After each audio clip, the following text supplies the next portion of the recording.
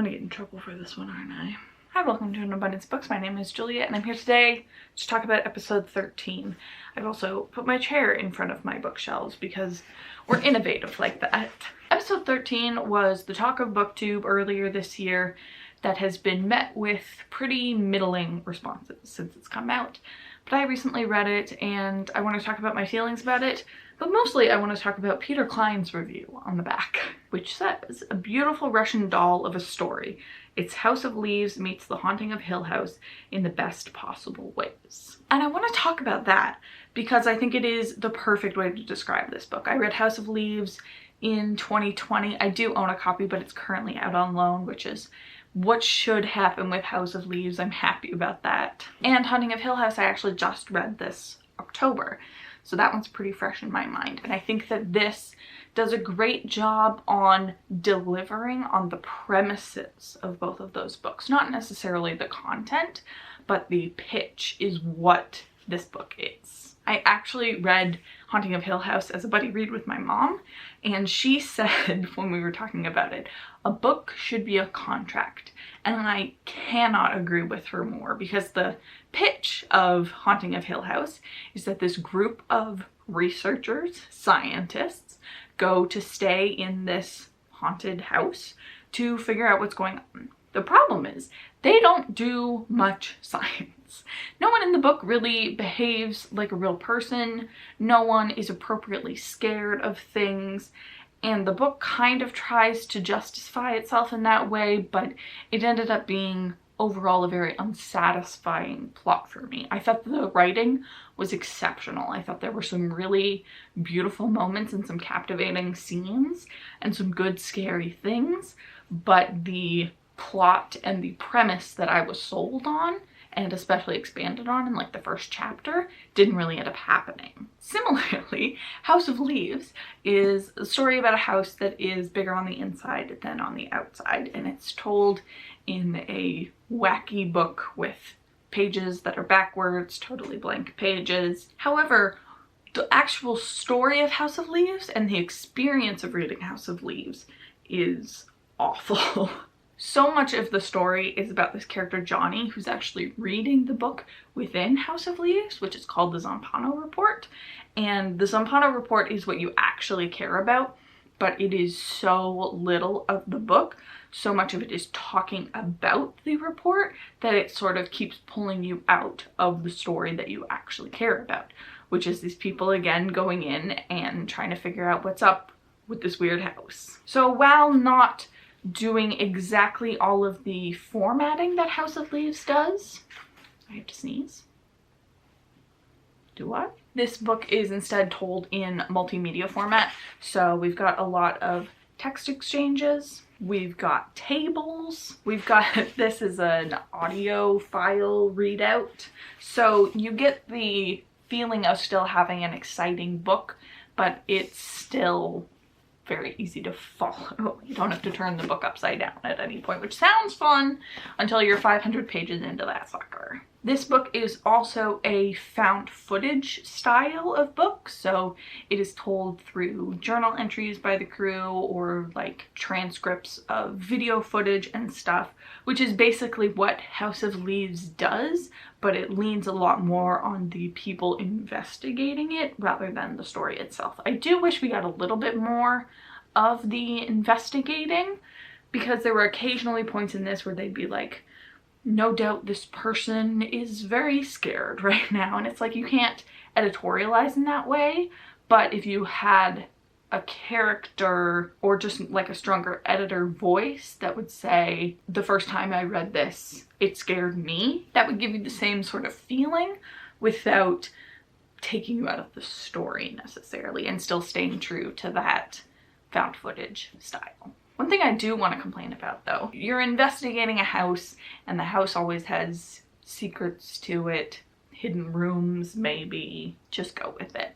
A lot of House of Leaves involves the labyrinth, and they talk about the labyrinth a lot, and they talk about the Minotaur, and this book does the same thing. They arrive at a puzzle, a labyrinth, a maze, they call it a couple things, and they talk about the Minotaur. Neither of those books have an actual Minotaur in it. it makes me so angry because I love the Minotaur so much, and they keep going for like symbolism, which is like so stupid. I don't care about. I want to see a bull man. The other very direct parallel between this and Haunting of Hill House, though, is while they're investigating the house in Haunting of Hill House, they're talking about someone went down to the basement or the cellar and there's a well in there and no one checks it. They just kind of are like, huh, that's a little weird, and then move on. And I kept waiting the whole book for it to circle around to, let's finally go look at that well. Maybe something will happen with this. The Haunting of Hill House isn't about the house, it's about the characters and the psyche of our main character, Eleanor. Side note, if you've watched The Haunting of Hill House on Netflix, it is not the same, even the slightest. So Hill House did a great job of creating a good atmosphere, but never delved into it farther than surface level. Where this, we do actual investigation. Episode 13 is about a show called Fade to Black, which is a ghost hunting show, and it is their 13th episode of the season.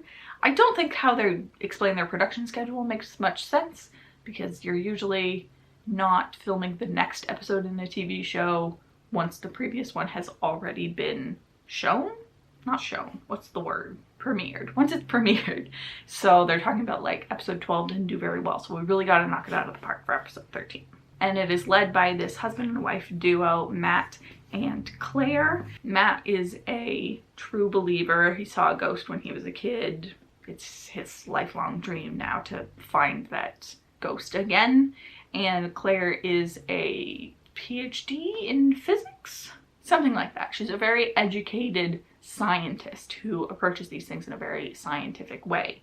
So it is really reassuring when they go into the house and they cover every avenue that they can think of, which I really appreciated and I really wanted from Haunting of Hill House when they pitched themselves as scientists. These are actually true scientists, but you've also got another co-host who's an actress, Jessica, and then a tech guy. He's an ex-cop, Kevin, and then their cameraman, Jake. So it just follows the 5 of them, which I think is a perfect cast size, and it follows all of them, not equally, but like they are all real people in this. The other thing that they were following this, which I wanted so much more of, was there was another investigation into this house. The house has a name. Foundation House, yes. Weird name. Foundation House had a previous experiment done on it in the 70s. And that sort of interplays with our modern day storyline, but anytime we talked about the 70s, the atmosphere of it was just perfection. They like described all of the like colorful couches that were left there, and there's music that plays a good part in it, and I wanted this whole book to just be set in the 70s. I think that that would have been so fun, and I appreciate that they justified why it wasn't, but I would have done with way more 70s content in here.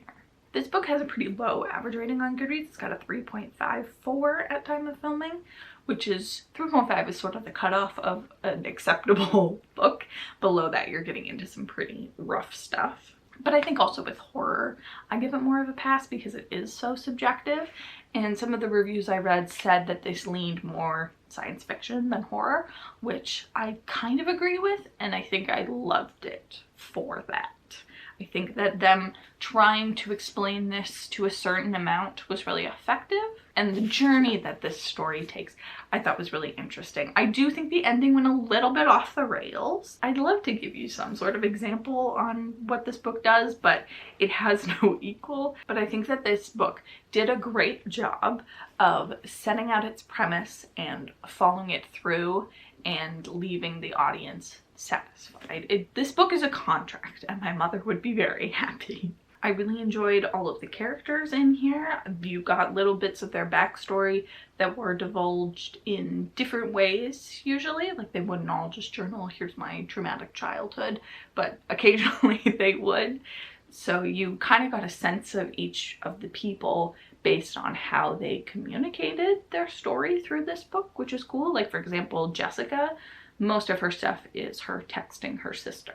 So no one else does that, and you she's the only one sort of connected to the outside world still that isn't in this ghost bubble. And Kevin has a very interesting past. He was a cop who encountered a ghost on a mission and sort of got ridiculed by his crew for it. And he has a lot of animosity toward other people on the team, but they sort of learn. This isn't a super character-driven thing, I do want to stress. Like, this is very much for atmosphere, I think. Even less than plot, because it is just sort of like thing and then thing and then thing. But I loved it. It's been a couple days since I finished this, and my distaste for the ending is the only thing that knocked it from being a 5. I might still give it a 5 because so much of this was so effective, and it's a little bit long. It's 445 pages, but I was never bored through it. The mixed media style does help to propel you through, but a majority of it is just text. But the first event that happens in this truly knocked my socks off. I haven't read anything like it, and it's the kind of thing with the visuals so bizarre that you really couldn't put it in a movie because it would just break your brain. I also think that this book does a good job of answering enough, but not necessarily everything. The very ending of this, like the very ending of it, has a 5-year, I think, time jump, and something happens and it is not explained. There are 2 options for what happens with this thing at the end. It's very clearly like, this is a ghost or this is not a ghost. And even though it isn't answered, you sort of just have to pick a camp. And I like that. It's not a bunch of little questions along the way. It's either A or it's B. And you can sort of pick which one you prefer or which one you think it should be. But that's the type of ambiguous ending that I enjoy. Not just like, and it was magic the whole time. You know, it has to give you enough answers, and just that one final thing you have to decide for yourself. I think that this was super effective, especially in delivering the things that you want from Hill House and House of Leaves. It's not a perfect book, but I think the intention behind the project of this was executed perfectly. There's just so many fun little set pieces in here that I'm obsessed with that I think I'm gonna give this a 5. Like, are there little things I would change about it? Sure, but I don't want that to take away from my overall enjoyment of this and my appreciation for what this was able to do, to be able to pull off the feeling of a lot of House of Leaves. There's a lot of like direct parallels to this, which I think could be common in a lot of haunted house stories, but clearly this author has read House of Leaves and enjoys House of Leaves and was able to distill it into its main factors, like the main thing that makes it good, and make it not horribly convoluted. So if you've ever had interest in reading House of Leaves, this is a good dip your toe in. It will definitely not prepare you, but if this is too much for you, don't read House of Leaves. I don't think the same can be said for Haunting of Hill House though. Haunting of Hill House is a classic, very focused on the writing and character to a certain extent. This is much more action-based. So read Haunting of Hill House if you want like a literary thriller, but this isn't that. But that's it for my review discussion of episode 13 by Craig DeLuey. Pick it up if you are interested. In the comments, let me know if you have any questions I can try to answer, or if you are planning on picking this up, because I do think that it's really effective. The other thing I noticed with the Goodreads reviews was rarely did people give it a bad score. Usually people were disappointed more than outright upset with this book. So you're gonna give it a 3 for I am just the person that this was made for who's gonna give it a 5. But that's it for me. Thank you so much for watching, and I'll see you soon in another one.